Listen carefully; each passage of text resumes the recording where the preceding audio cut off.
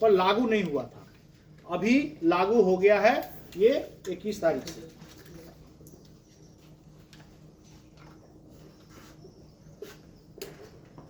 ये 4 labour codes क्या है? ये 4 लेबर कोड्स में पहला है, इसकी बहुत सारी चीजें और भी बाद में आएगी, पर जहां तक हमको जानकारी मिली है वो मैं आपको शेयर कर रहा हूं। उसका ये भी मैं आपको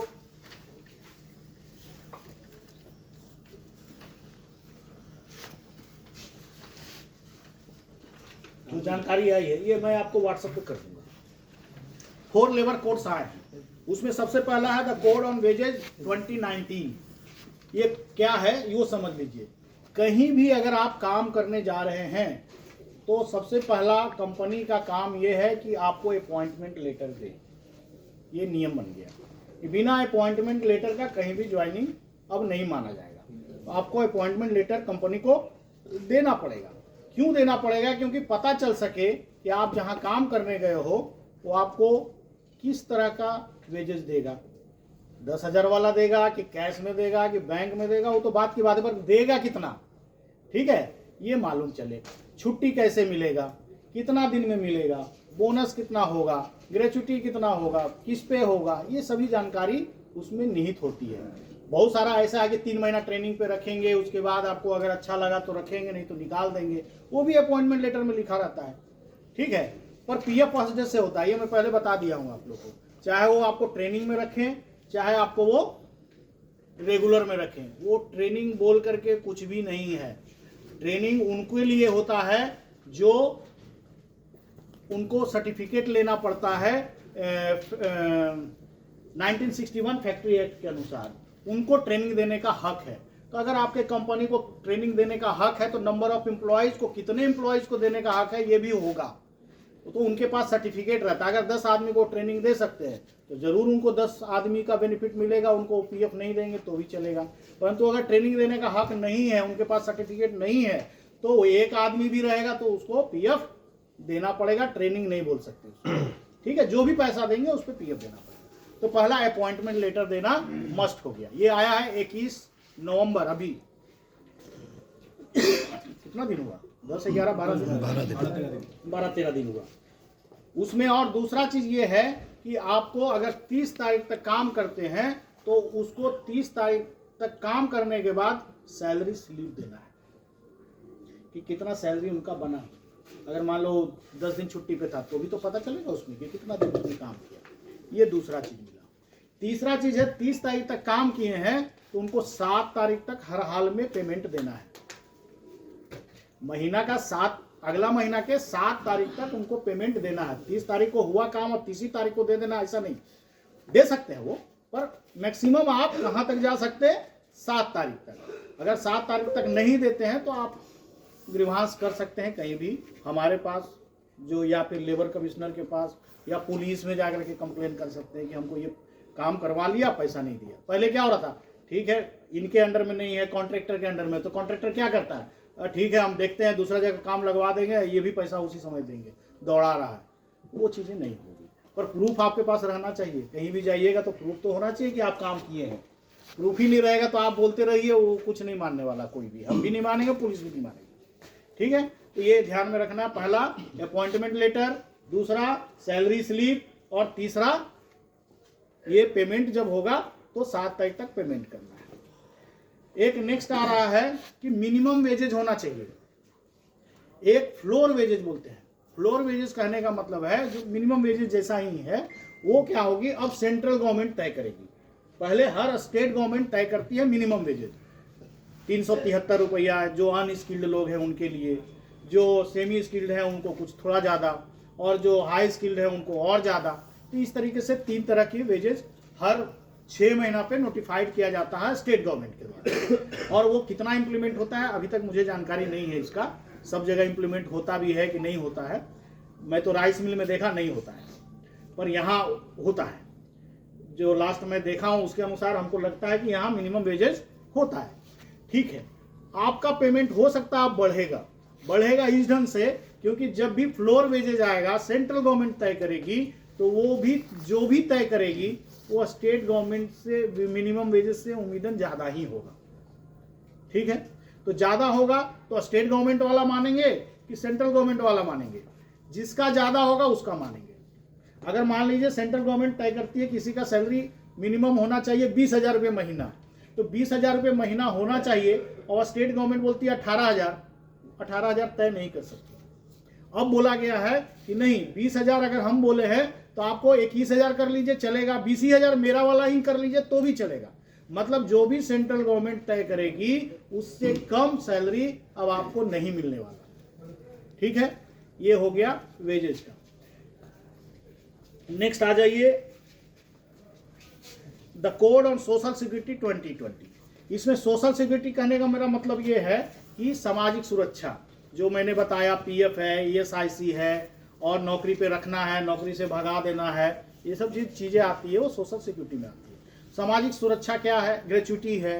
तो सामाजिक सुरक्षा क्या है कि जैसे आप बीमार हो गए तो आपको हॉस्पिटल मिलना चाहिए, अगर आप पैसा रखे, किसी का डेथ हो जाए तो उसके फैमिली को पेंशन मिलना चाहिए, ये तो सामाजिक सुरक्षा है। ईएसआईसी से मेडिकल फैसिलिटी मिलता। पहले ईएसआईसी क्या करता था, जहाँ पे उसके हॉस्पिटल होते थे और जो एरिया को मतलब दे सकता था मेडिकल फैसिलिटी, उतना ही एरिया को नोटिफाइड करता था। एक नोटिफाइड एरिया में जो भी फैक्ट्री होगा उसी को ईएसआईसी का बेनिफिट मिलेगा, सब जगह नहीं मिलता था। अभी क्या किया गया, 21 तारीख के बाद ऑल इंडिया में कहीं भी आप काम कीजिएगा आपको ईएसआईसी का बेनिफिट मिलना है, पहला चीज।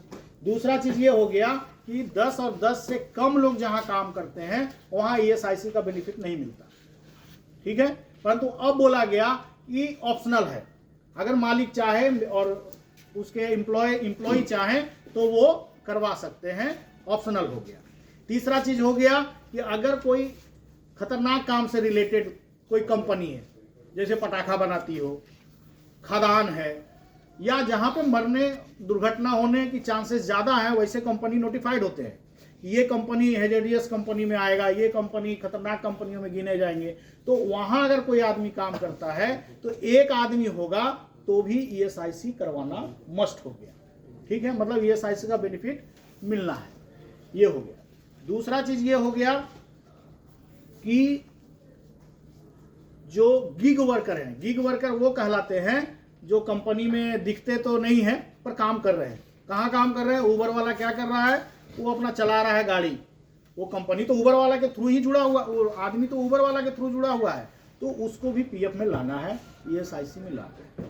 जो जोमेटो वाले हैं, बाइक में चल रहे हैं, एक्सीडेंट हो गया, मर गया, उसका फैमिली को कोई मतलब नहीं है, उनको भी लाना है। धीरे धीरे सभी रूलें आ रही हैं, उनको भी इस चीज़ों में लाना है कि उनका भी पीएफ होगा, ईएसआईसी होगा। नेक्स्ट आ रहा है इंडस्ट्रियल रिलेशन। अभी मान लीजिए कोई कंपनी है, कोई कंपनी में आज किसी से झगड़ा हो गया, मालिक का आदमी से झगड़ा हो गया कि किसी कारण, किसी बात पे, हो सकता है आपको काम करने बोल दिया ज़्यादा, तो आपको लगा कि नहीं मेरे को काम करने आज ज़्यादा बोल दिया, चलो जी हड़ताल करते हैं, कल से ताला बंद। तो हड़ताल नहीं करना है। हड़ताल करने से पहले आपको 14 दिन पहले नोटिस देना है कि हम 14 दिन बाद, मतलब इस तारीख को हड़ताल करेंगे, तो आपको 14 दिन नोटिस देना है। नोटिस देने से क्या हो जाएगा कि एक नेगोशिएशन करने का समय मिलेगा, ना आपका नुकसान होगा ना मालिक का नुकसान होने वाला है। तो उसमें क्या होता है कि नेगोशिएशन करना, तो नेगोशिएशन करेगा कौन? नेगोशिएशन करेंगे अगर कोई यूनियन है और उसकी जो भी स्ट्रेंथ है आपका, उसका 50% से ज्यादा है, मान लो वो लोग, तो 50% से ज्यादा लोग हैं तो ये यूनियन बात कर लेगा डायरेक्ट। अगर 50% से ज्यादा यूनियन में लोग ही नहीं है, कोई 4 यूनियन बन गया, सब में किसी में 30% है, किसी में 20% है, किसी में 50% हो ही नहीं रहा, तब फिर कौन बात करेगा? तब बात करेगा उसका काउंसिल। काउंसिल करने का मतलब उन सबका यूनियन मिला करके एक काउंसिल बनाया जाएगा, वो नेगोशिएट करेगा आपका मैनेजमेंट से। तो आपको अगर हड़ताल करना है तो 14 दिन पहले आपको नोटिस देना पड़ेगा, तभी आप हड़ताल में जा सकते हो, नहीं तो वो हड़ताल इलीगल हो जाएगा। फिर मालिक का बहुत सारा उसमें ये हो सकता है कि आपने हड़ताल 14 दिन पहले नोटिस नहीं दिया, हम आपको नहीं मानते, अब आपको आपने मेरा काम ये किया वो किया, तो वही केस लाद देगा आपके ऊपर। तो ये सब चीज़ों से बचना है, अपने को भी बचना है और मालिक को भी बचाना है। ठीक है, पहले नियम था कि अगर 100 से कम 100 लोग अगर कहीं काम कर रहे हो किसी कंपनी में, तो वो कंपनी 100 से ज़्यादा लोग अगर काम कर रहे हो किसी कंपनी में, तो उनको अगर किसी 10 लोग को छांटना है कि मेरे पास भाई काम नहीं है, ये 10 लोगों को हम हटाएंगे आज नौकरी से, तो उनको परमिशन लेना पड़ता था। ठीक है, परमिशन लेना पड़ता था। स्टेट गवर्नमेंट से रिलेटेड है तो स्टेट गवर्नमेंट से लेना पड़ता था, सेंट्रल गवर्नमेंट से तो सेंट्रल गवर्नमेंट से, 100 से ज्यादा वाले लोगों को। अभी क्या हो गया, वो बोला गया कि नहीं 300 से ज्यादा लोग होगा वहां पर परमिशन लेना पड़ेगा। ये तो फेवर आप सोचेंगे, मालिक का फेवर में हो गया। जब मन करेगा तब, हम 299 लोग हैं तो जब मन करेगा तब बोलेगा 10 लोगों को हटा दो जी। पर इसमें पॉजिटिव भी है। पॉजिटिव क्या है ये समझ लीजिए। कंपनियां क्या करती है, कंपनियां जैसे ही बन गया ना, ये 100 लोगों का नियम था तो 99 लोग रखते हैं अपने अंडर में, बाकी को कॉन्ट्रैक्टर के थ्रू रखते हैं। समझ गए मेरी बात? तो कॉन्ट्रैक्टर के थ्रू जब रखेंगे तो आपको कॉन्ट्रैक्टर का कमीशन जाना है, और कॉन्ट्रैक्टर जब चाहेगा तो भी नौकरी से हटा ही सकता है। और बहुत सारे और भी रूल रेगुलेशन है, ऐसा नहीं कि तुरंत हम किसी को भगा दिए, फायर कर दिए, ऐसा नहीं होता है। उसमें भी बहुत सारे रूल रेगुलेशन आएंगे, उसमें भी समझना पड़ेगा। एक बारीकी सी चीज ये है कि जहां 100 होता था वहां 300 में होने लगा। पर प्लस पॉइंट यही है कि अगर आप कॉन्ट्रैक्टर के थ्रू काम करेंगे तो हो क्या रहा था, 15,000 रुपया मिल रहा तो आपको 12,000 रुपया मिल रहा, 3,000 कॉन्ट्रैक्टर लेके चला जा रहा है। अभी क्या होगा, मालिक कम से कम 299 लोग को अपने पास रख सकता है, तो रेगुलर इंप्लॉइज की संख्या बढ़ जाएगी। तो रेगुलर इंप्लॉइज को बहुत सारा बेनिफिट भी मिलता है। और जो आप कॉन्ट्रैक्टर के लिए रहता है, वो कॉन्ट्रैक्टर क्या करता है, 3 महीना यहाँ काम करवाया, फिर निकाला, फिर दूसरे कंपनी में भेज दिया, फिर तीसरे कंपनी में भेज दिया, जब मन किया तो काम पे रखा, जब मन किया तो निकाल दिया। बहुत सारी चीजें मालिक को पता भी नहीं चलती और उतना कंप्लायंस भी नहीं होता। पर मालिक के अंडर में जब रहता है तो उसका कंप्लायंस सही से होता है। तो इसलिए ये फायदा भी है, पॉजिटिव भी है, नेगेटिव नहीं है, ये पॉजिटिव भी है। अब मालिक जो है, पहले 8 घंटा और 8 घंटा से ज्यादा अगर काम करवाते थे तो ओवर टाइम देते होंगे। अगर वो अब बोला गया कि वो 12 घंटा आपसे काम करवा सकते हैं, फिर नेगेटिव लगेगा आपको कि 12 घंटा कैसे काम करवाएंगे मालिक, 8 ही घंटा का नियम है, हमको 12 घंटा कैसे काम करना। नहीं, 12 घंटा काम करवा सकते हैं, पर शर्त तो वही है कि सप्ताह में आपको 48 घंटा ही काम करना है। 8 छक 48, मतलब 6 दिन आपको काम करते थे 8-8 घंटा।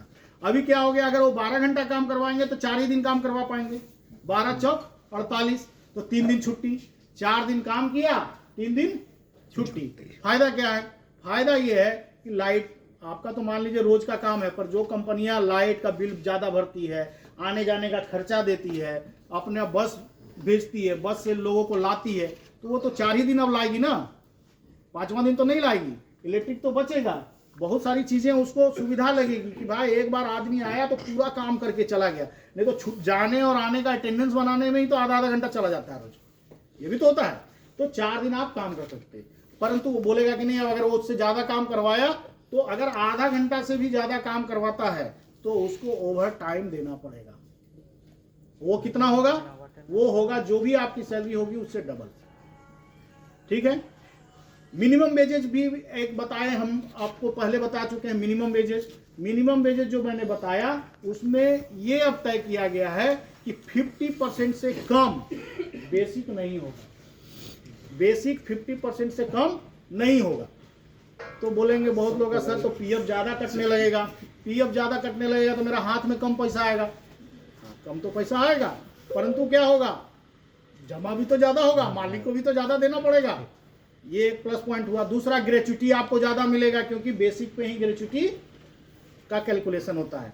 बहुत सारा देखते होंगे, बड़े बड़े मल्टीनेशनल लोग कंपनी में काम करते हैं लोग, उनका तनख्वाह कितना है, 1 लाख, बेसिक 10,000, बेसिक 10,000 है, सब अलाउंसेस 90,000 है, और हम लोग कुछ नहीं कर पा रहे हैं। तो उस स्थिति में क्या हुआ, अब तय किया गया कि आप पूरा पे भी बेसिक बना सकते हो, पर मिनिमम आपको 50% देना ही पड़ेगा। ठीक है, 50% से कम आप बेसिक नहीं बना सकते, ज्यादा बना सकते, कम नहीं बना सकते।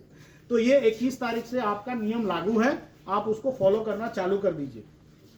ठीक है, अगर नहीं है तो कर लीजिए, और ज्यादा है तो कम नहीं कर सकते, ये भी मैं बता दूं। अगर किसी का 50% से एबव बेसिक पहले से था तो उसको 50% कर देंगे, ऐसा भी नहीं है। किसी का बेसिक घटता नहीं है, बढ़ता है। तो ये भी ध्यान रखिएगा, घटेगा तो नहीं, बढ़ेगा ही। ठीक है, और एक चीज आ गया occupational safety, wealthy and working condition, ये भी 2020 का ही रूल है, अभी नोटिफाइड हुआ। उसमें क्या है कि जहां आप काम करेंगे वहां पे कुछ सुविधाएं होनी चाहिए, साफ सुथरा होना चाहिए, ठीक है, लैट्रिन बाथरूम जो भी है उसका व्यवस्था होना चाहिए। उसके बाद कैंटीन की व्यवस्था होनी चाहिए, पानी पीने की व्यवस्था होनी चाहिए, साफ पानी, ठीक है।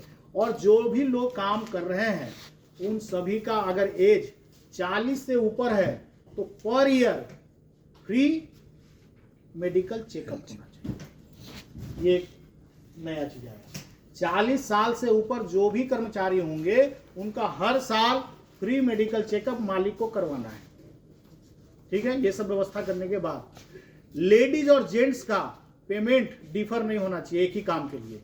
देखते होंगे हम लोग बाजार से कूली और वो रेजा बोलते, क्या बोलते उसको, महिला को काम करने के लिए लाते हैं ना, तो महिला को लाते हैं और पुरुष को भी लाते हैं। पुरुष को देते हैं 1000 रुपया, महिला को देते हैं 700 रुपया, यही तो। परंतु वो अब नहीं है, जहां भी देंगे वहां क्या होगा, नियम तो यही बनेगा कि जितना हम पुरुष को देंगे उतना ही महिला को देना है, कोई लेडीज जेंट्स में अंतर नहीं करना है। दूसरा चीज क्या है कि लेडीज अब रात में भी काम कर सकती हैं। पहले नियम नहीं था काम करने का, अभी नियम बन गया कि लेडीज रात में काम कर सकती हैं, और शर्त यही है कि उसकी मर्जी होनी चाहिए और जहां काम करेगी वहां सिक्योरिटी होनी चाहिए। ये दो चीजें। उसके बाद क्या है, अगर आप साल भर काम कर लेते हैं, नियम पहले था कि 5 साल काम करेंगे तब ग्रेच्युटी मिलेगा, अभी नियम हो गया कि नहीं, साल भर काम कर लिए आपको ग्रेच्युटी मिलेगा, ठीक है। बोनस है, बोनस जो है 30 दिन काम कर लिए आपको बोनस मिलेगा।